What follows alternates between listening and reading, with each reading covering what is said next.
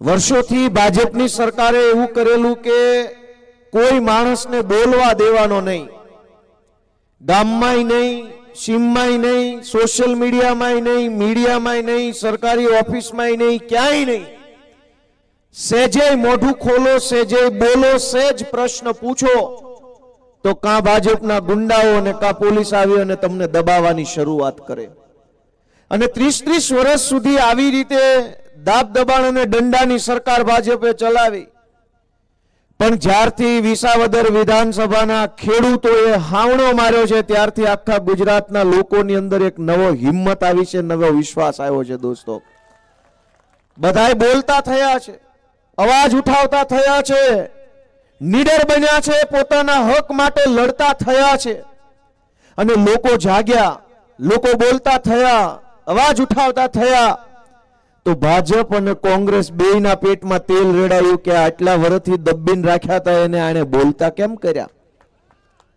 તમે આ ખેડૂતોના માવઠાની જે પ્રશ્ન બન્યો ત્યારે જોયું હશે કે અનેક લોકોએ ખેડૂતોએ વિડીયો બનાવીને મીડિયામાં બાઇટ આપીને એનો વિરોધ કર્યો અને અવાજ ઉઠાવવાનું સ્વયંભૂ કામ કર્યું.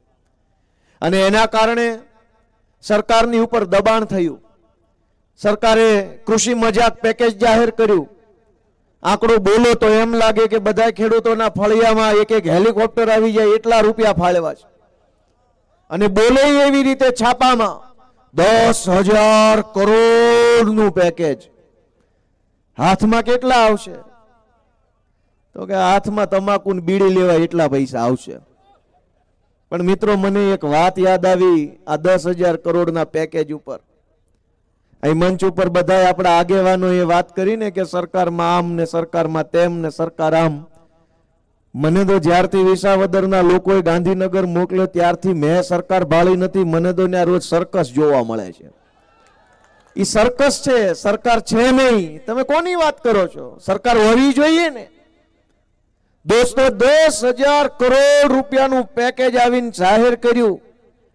જૂના જમાનામાં ભવાયા આવતા, આખો દી ગામમાં માગે, પછી રાતે 92 લાખ માળવાનો રાજા બને. ગામ આખું બેઠું હોય સામે એમ કે માગ માગ કે માગી આપું. એટલે જનતામાંથી કોઈ કઈ માગે કે ન માગે 10,000 કરોડ આપ્યા. ખબર પડે તો પાછો ઈનો હામો મળે કે ભાઈ 10 રૂપિયા આપો ને. થાય છે કે નથી થતું આવું? આ 92 લાખ માળવાના રાજા આવ્યા, 10,000 કરોડ આપીને ગયા છે. હાથમાં કાણી કોડી આવશે નહીં, પણ બધા ખેડૂતોને લૂંટી લે. ખાતરમાં, દવામાં, બિયારણમાં, પાણીમાં, ટોલ ટેક્સમાં, આ ટેક્સમાં, તે ટેક્સમાં. દોસ્તો, સરકાર એક દૂધણી ભેંસ છે.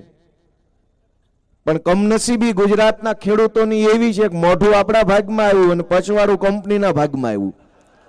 તમારે નકરું ખાણ દીધા કરવાનું, પૂળા નાખ્યા કરવાના, નીળ નાખ્યા કરવાની. સરકાર ધરાય એટલે આંકોરથી કંપની કાઢી લે છે. સાચું હોય તો આ પાડો, ખોટું હોય ના પાડો. તમે જેટલી મહેનત મજૂરી કરો બધું જ સરકાર તમારી પાસેથી લઈ જાય. અને પછવાડું ભાજપના ગુંડાઓના હાથમાં, કંપનીના હાથમાં, ઉદ્યોગપતિના હાથમાં, બુટલેગરોના હાથમાં વાહેલો ભાગ આવ્યો, આપણા ભાગમાં આગલો ભાગ આવ્યો.